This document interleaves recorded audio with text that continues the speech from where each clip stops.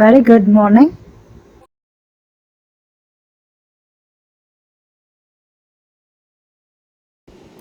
ஒரு காலத்தில் பரபரப்பான லண்டன் நகரில் வெண்டி டார்லிங் என்ற சிறுமியும் அவளுடைய 2 தம்பிகளான ஜான் மற்றும் மைக்கேலும் வாழ்ந்து வந்தனர். அவர்கள் தங்கள் அன்பான பெற்றோருடனும் நானா என்ற விசுவாசமான நாயுடனும் ஒரு வசதியான வீட்டில் வசித்து வந்தனர். ஒவ்வொரு இரவும் வெண்டி தன் தம்பிகளிடம் குழந்தைகள் ஒருபோதும் வளராத நெவர்லேண்ட் என்ற இடத்தை பற்றிய மாய கதைகளை சொல்வாள்.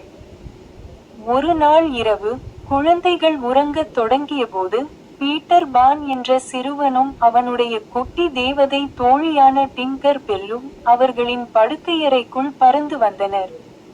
பீட்டர் முந்தைய வருகையின் போது தற்செயலாக விட்டுச் சென்ற தன் நிழலை திரும்ப பெறுவதற்காக வந்திருந்தான். பீட்டரின் நிழலை மீண்டும் ஒட்டுவதற்கு வெண்டி உதவினாள். அவளுக்கு நன்றி தெரிவிக்கும் விதமாக பீட்டர் வெண்டி, ஜான் மற்றும் மைக்கேலை தன்னுடன் நெவர்லேண்டிற்கு வருமாறு அழைத்தான். டிங்கர் பெல்லின் தேவதூள் தூவப்பட்டு ஒரு மகிழ்ச்சியான எண்ணத்துடன் குழந்தைகள் படுக்கையறை ஜன்னல் வழியாக பறந்து பீட்டர் பானின் வழிகாட்டுதலுடன் லண்டனின் கூரைகளுக்கு மேலே உயரமாக பறந்தனர். அவர்கள் இரவு வானம் வழியாக கடல்களையும் மலைகளையும் கடந்து பயணித்து இறுதியாக நெவர்லேண்ட் என்ற மாயாஜால தேசத்தை அடைந்தனர். நெவர்லேண்ட் மாயாஜால காடுகள், பளபளக்கும் சிறிய ஏரிகள் மற்றும் மர்மமான குகைகளால் நிறைந்த, அதிசயமும் சாகசமும் நிறைந்த ஓர் இடமாக இருந்தது.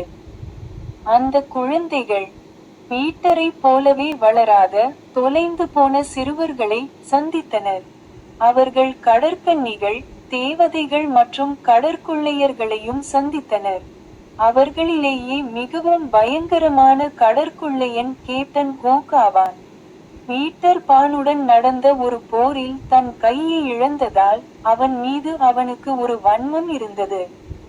பீட்டர் பான், வெண்டி, ஜான் மற்றும் மைக்கேலை கடற்கன்னி ஏரியை ஆராய்வது முதல் பழங்குடியினர் கிராமத்திற்கு சென்று இளவரசி டைகர் லில்லியுடன் நட்பு கொள்வது வரை பல அற்புதமான சாகசங்களுக்கு அழைத்து சென்றான். அவர்கள் முடிவில்லாத மகிழ்ச்சியை அனுபவித்தாலும் கேப்டன் ஹூக் மற்றும் அவனது கடற்கொள்ளையர் கூட்டத்திடம் இருந்தும் அவர்கள் கவனமாக இருக்க வேண்டியிருந்தது. ஏனெனில் அவர்கள் எப்போதும் பீட்டருக்கும் அவனது நண்பர்களுக்கும் எதிராக திட்டமிட்டு கொண்டிருந்தனர். ஒரு நாள் கேப்டன் ஹூக் வெண்டி, ஜான், மைக்கேல் மற்றும் தொலைந்து போன சிறுவர்களை பிடித்தான். அவர்களை பலகையில் நடக்க வைத்து ஒரு காலத்தில் தன் கையை கடித்த முதலைக்கு உணவாக கொடுக்க அவன் திட்டமிட்டான். ஆனால் பீட்டர் பான், டிங்கர் பெல்லின் உதவியுடன் சரியான நேரத்தில் அவர்களை காப்பாற்ற வந்தான். கடற்கொள்ளையர் கப்பலில் ஒரு கடுமையான சண்டை நடந்தது. அதில் பீட்டர் பானும் கேப்டன் ஹூக்கும் வீரமாக போரிட்டனர்.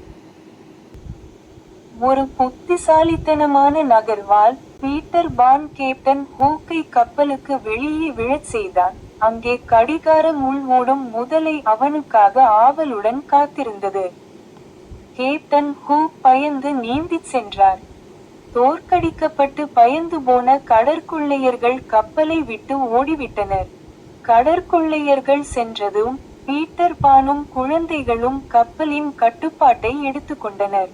பீட்டர் டிங்கர் பெல்லிடம் கப்பலின் மீது தேவதூள் தூவுமாறு கேட்டுக்கொண்டான். அவர்கள் அனைவரும் கப்பலை லண்டனுக்கு திரும்ப பறக்கவிட்டனர். வெண்டி, ஜான் மற்றும் மைக்கேல் வீட்டிற்கு திரும்பியதில் மகிழ்ச்சியடைந்தனர். ஆனால் நெவர்லாந்தில் தாங்கள் செய்த சாகசங்களை எப்போதும் நினைவில் வைத்திருப்பார்கள் என்பதை அவர்கள் அறிந்திருந்தனர். பீட்டர் பான் வெண்டியிடம் மீண்டும் வந்து சந்திப்பதாக உறுதியளித்தான். இறுதியாக கையசைத்துவிட்டு அவனும் டிங்கர் பெல்லும் நெவர்லாந்திற்கு திரும்ப பறந்தனர். அங்கு அவர்களுக்காக முடிவற்ற சாகசங்கள் காத்திருந்தன. வெண்டியும் அவளுடைய சகோதரர்களும் வளர்ந்தனர். ஆனால் வளராத அந்த சிறுவனையும் ஒரு காலத்தில் தாங்கள் பறந்து விளையாடிய அந்த மாயாஜால தேசத்தையும் அவர்கள் ஒருபோதும் மறக்கவில்லை. நீதி, சாகசத்தை ஏற்றுக்கொள்ளுங்கள். ஒவ்வொருவரும் ஒரு நாள் வளரத்தான் வேண்டும். உங்கள் கற்பனையை பறக்க விடுங்கள். நேர்மறையாக இருங்கள், நல்ல பக்கத்தை பாருங்கள். வாழ்க்கை உங்கள் மீது எதை எறிந்தாலும் அதுவே சிறந்தது என்பதை அறிந்து கொள்ளுங்கள்.